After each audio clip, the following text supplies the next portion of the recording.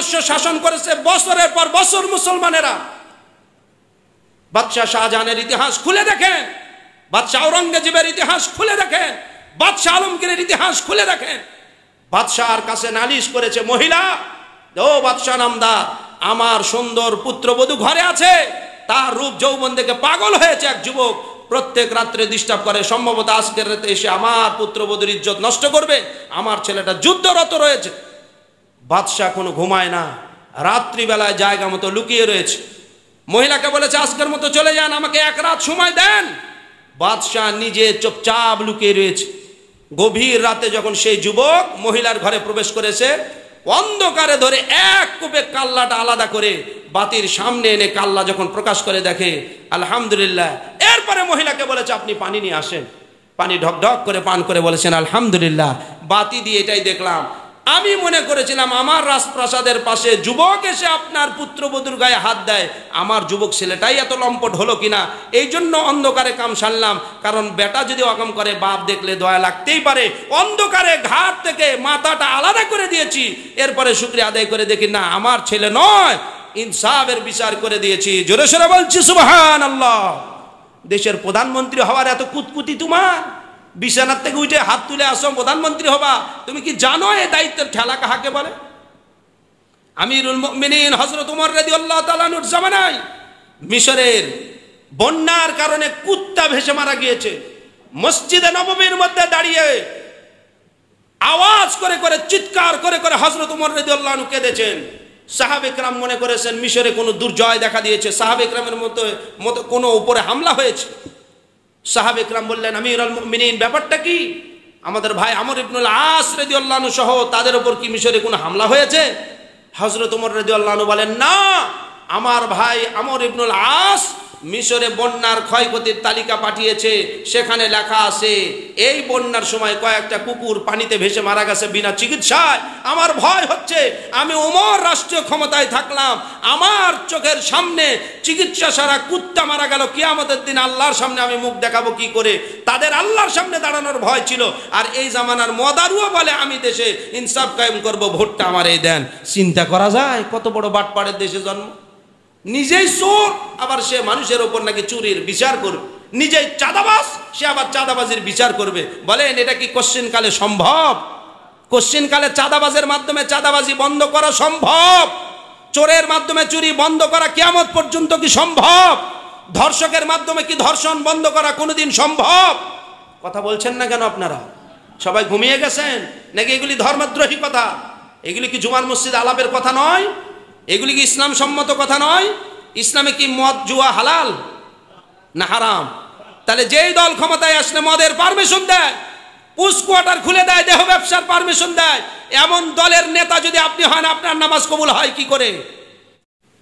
তোমরা সময়কে গালি দিও না। সময়ের স্রষ্টা কে? সবাই বলেন সময়ের স্রষ্টা কে? আল্লাহ বলেন আমি সময় সৃষ্টি করেছি, সময়কে গালি দিও না। জামানা খারাপ হয়ে গেছে, এখন আর বউ বাল বাচ্চারে মানুষ করা যাইতেছে না। না, জামানা খারাপ হয়নি, জামানার জায়গায় ঠিক আছে। তুমি নিজের চরিত্রকে সংশোধন করে নাও। সাহাবে ইকরামের যুগে মদ পান করার মতো মানুষ ছিল কি ছিল না? সাহাবে ইকরাম নিজে তো মদ্যপায়ী ছিল, ইসলামের বিধান মানার কারণে মদকে তারা মাটির সাথে মিশিয়ে দিয়েছে।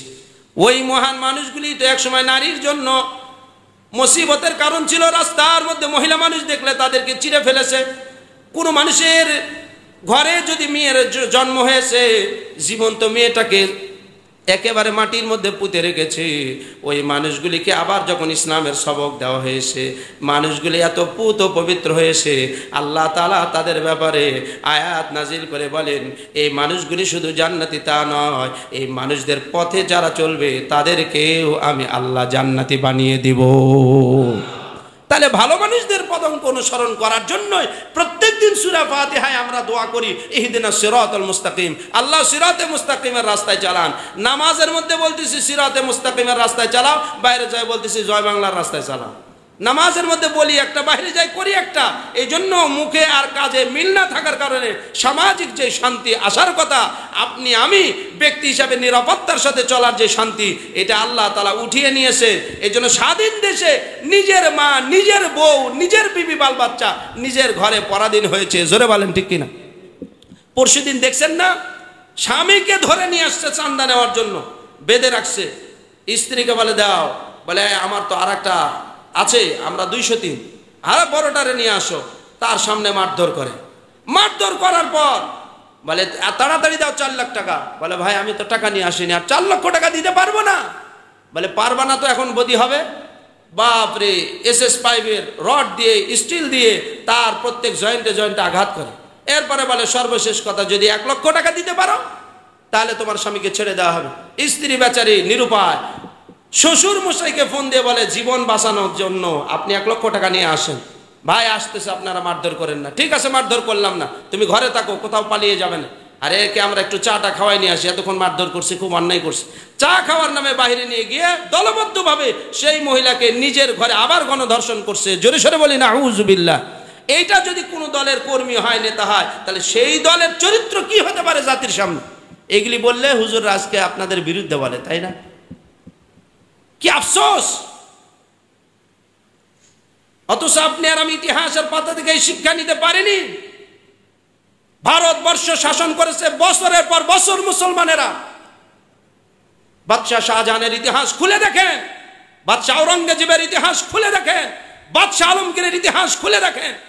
বাদশাহর কাছে নালিশ করেছে মহিলা, ও বাদশাহ নামদার, আমার সুন্দর পুত্রবধূ ঘরে আছে, তার রূপ যৌবন দেখে পাগল হয়েছে এক যুবক, প্রত্যেক রাত্রে ডিস্টার্ব করে, সম্ভবত আজকের রাতে এসে আমার পুত্রবধূর ইজ্জত নষ্ট করবে, আমার ছেলেটা যুদ্ধরত রয়েছে। বাদশাহ কোনো ঘুমায় না, রাত্রিবেলায় জায়গা মতো লুকিয়ে রয়েছে।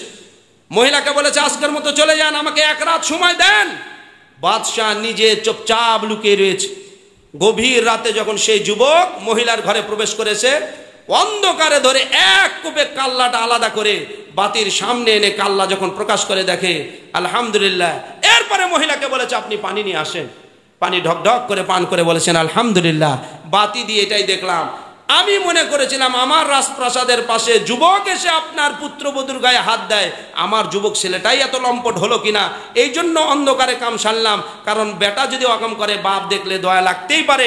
অন্ধকারে ঘাট থেকে মাথাটা আলাদা করে দিয়েছি। এরপরে শুকরিয়া আদায় করে দেখি না, আমার ছেলে নয়, ইনসাফের বিচার করে দিয়েছি। জোরে সোরে বলছি সুবহানাল্লাহ। দেশের প্রধানমন্ত্রী হওয়ার এত কুতকুতি তোমার? বিছানার থেকে উঠে হাত তুলে আসো প্রধানমন্ত্রী হবা? তুমি কি জানো এই দায়িত্বের ঠেলা কাহাকে বলে? আমিরুল মুমিনিন হযরত ওমর রাদিয়াল্লাহু তাআলা আনহুর জামানায় মিশরের বন্যার কারণে কুত্তা ভেসে মারা গিয়েছে। মসজিদে নববীর মধ্যে দাঁড়িয়ে আওয়াজ করে করে চিৎকার করে করে হযরত ওমর রাদিয়াল্লাহু আনহু কেঁদেছেন। সাহাবে কেরাম মনে করেছেন মিশরে কোনো দুর্জয় দেখা দিয়েছে, সাহাবে কেরামের মতো কোনো উপরে হামলা হয়েছে। সাহাবে কেরাম বললেন আমিরুল মুমিনিন ব্যাপারটা কি?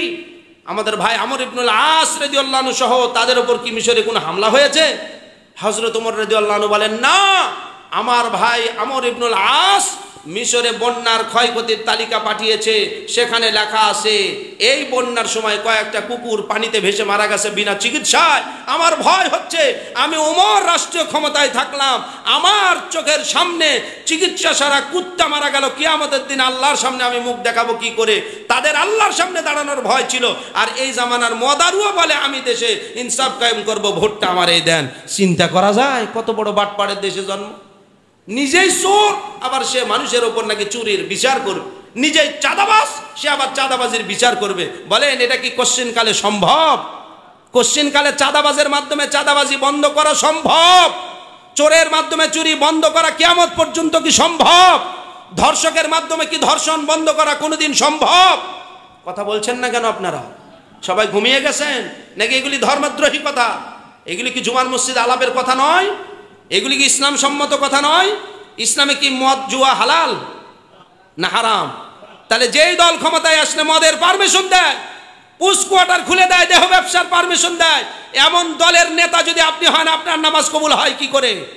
আপনি মসজিদে এসে আল্লাহকে বলেন আল্লাহু আকবার, বাইরে গেলেন দল আমার বড়, তাহলে আপনার মধ্যে ইমানদারি কোথায়? এই জন্য ভাইয়ের আমার, বাপজানের আমার, বিনয়ের সাথে অনুরোধ, মুহররম মানে শুধু লাড্ডু খাওয়ার ওয়াজ নয়, মুহররম মানে শুধু সিন্নি বিরিয়ানি খাওয়ার ওয়াজ নয়, মুহররম মানে সকল অপশক্তির বিরুদ্ধে মাথা উঁচিয়ে দাঁড়িয়ে হযরত হুসাইন রাদিয়াল্লাহু আনহু যেমন নিজের জীবন দিয়েছে, পরিবারকে শহীদ করেছেন, অন্যায়ের সামনে বাতিলের সামনে মাথা নত করেনি। মুহররমের চূড়ান্ত শিক্ষা হলো যত বড় ফেসিবাদ জন্ম নেও, আওয়ামী লীগ চলে গেছে বলে পৃথিবীর থেকে সব মুছে গেছে, বাংলাদেশে আর কোনো বদমাইশ নয় না, বরং তাদের মুখোশ পরে ভবিষ্যতেও যদি কেউ আমাদের উপর জুলুম করতে আসে, শক্ত হাতে তাদেরকে দমন করা আমাদের ইমানি দায়িত্বের মধ্যে পড়ে নাকি পড়ে না? পিছনের লোকজন বলেন পড়ে নাকি পড়ে না? কিন্তু না পড়ে যদি আপনার আমার হাতে তাদের লালন করা হয়, তাদেরকে সমাজে যদি প্রায়োরিটি দেওয়া হয়, তখন বিষয়ের বিবেকটা কোথায় রাখবে? এই জন্য ভাইয়ের আমার, বাপজানের আমার, জুলাই পালন করেন আর আগস্ট পালন করেন, ইসলাম পালনের সাথে বিশ্বাসী নয়, ইসলাম কাজের সাথে বিশ্বাসী। আপনি একদিনের বাঙালি সাজলেন, একদিনের স্বৈর শাসককে পতন ঘটিয়ে তার ভিডিও ফলো আপ করলেন, সারা দেশে প্রচার করলেন, এইভাবে অন্যায়ের পথ বন্ধ করা যায় না। অন্যায়কারীদের সকল জায়গায় টুটি চেপে ধরুন, আস্তে আস্তে ন্যায়ের সঙ্গত মানুষকে বসিয়ে দিন, আস্তে আস্তে দেখবেন আলো জ্বালিয়ে দিলে অন্ধকারকে আর পিটাতে হবে কি? আলো জ্বালালে অন্ধকার, বলুন বলুন, আলো জ্বালিয়ে দিলে অন্ধকার, ভালো মানুষ সমাজে আসলে খারাপেরা অটোমেটিক, হ্যাঁ, একটার সাথে আরেকটা পরিপূরক। আপনি কেন বুঝতেছেন না এই কথাটা? আপনি এই কথা কেন বুঝতেছেন না? এটা সুদা সাপটা কথা। আর যদি বুঝেও না বোঝার ভান করেন, কিয়ামতের ময়দানে হাদিস রাসূল কারীম সাল্লাল্লাহু আলাইহি সাল্লাম বলেন, সত্য বোঝার পরেও যে চুপ থাকে, নবীজি বলেছেন সে হলো বোবা শয়তান। সে কি শয়তান?